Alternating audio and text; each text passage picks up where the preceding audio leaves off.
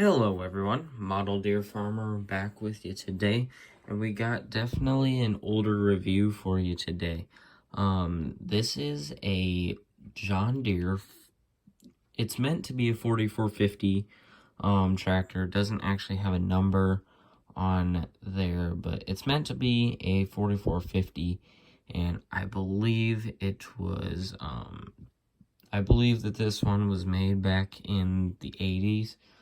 I think that's kind of the time period that this one was made. A little bit of information on it. It did come in like a blister card pack. So you got the kind of cardboard piece on the back, and then it's in the plastic on the front. Original price, back when this was brand new, the price was anywhere, you could get it anywhere from $1 to $3 probably. So a very low priced item, but of course that was a long time ago. Now I looked at the price to kind of find you an updated price if you want to buy one of these now. They're kind of running anywhere from 20 to 40 bucks. So depending on the place, go to farm shows. Obviously, if you find one that's out of a package, it's going to be a little bit less. But the prices I gave you were kind of on in package new ones. So we'll take a look at this thing. Yeah, I just thought it'd kind of be fun to look at this. So of course, oh, it actually does, it says somewhere, I'm pretty sure. Yep, it says under there, you can't see it the best. But this was made right here in the USA in Dyersville, Iowa. So this wasn't made overseas in some Chinese factory. This was made in the United States of America. So this is an all die-cast frame. It is 2 body halves split down the center. So we'll kind of take a look here. Like I said, resembles a 4450. So you do have your 50 series stripe there with the black lettering John Deere in the yellow, and then fade into the black. And then you do have your gray for your headlights on the front, and you got the same stripe action over there. You do have a big silver Deere logo on the front of this. And you can see where the rivet comes through there to connect the 2 body halves together. It is a little bit unfortunate that it's there, but of course, this was made a long time ago, and things weren't exactly able to be made the way they are now. So, as we take a look at the cab here, the top part of the cab is not the 2 body casting pieces, because the top of the cab connects there on the fenders. So that's a piece of die-cast metal that is put on there on the top. So definitely nice and strong. That is one thing. These old ones were made out of a lot of die-cast metal, so they were able to hold up a lot. So looking kind of to the interior, it is just very plain, but you do have some detail. You got your black steering column and steering wheel, which is a very detailed steering wheel for considering the age of this tractor and seeing some of the stuff we get from Ertl in the past 5-10 years. That's nowhere near as good as this. You do have the seat in there as well. So kind of a nice little cab there. You got the cab post you can see all around there. Exhaust pipe and pre-cleaner, I think. You got that on there. That is made out of plastic. So one of the less durable parts of the tractor, but it's still there for detail. You do even, I remembered, they do have the indentions for where the flashers would be on the front of the cab.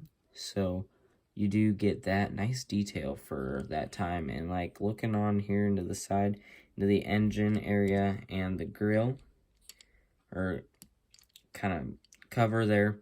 Very nice detail for the time that this was made, as well as some bolts. You can see those along the bottom. You do have the little platform out here that you stand on. Moving to the front axle, of course it does go back and forth. You do have plastic black tires along with the yellow plastic rims on your metal front axle. It does seem like this tractor's on a fairly narrow row spacing, so kind of interesting because a lot of the stuff back then was kind of on a little bit wider row spacing, but yeah, a little bit narrower on this one. You do also have your plastic back tires on there, and then you got the plastic rims as well. Now, I believe the axle is held together by a rivet. So you got your tires on there. Again, like I said, pretty narrow row spacing.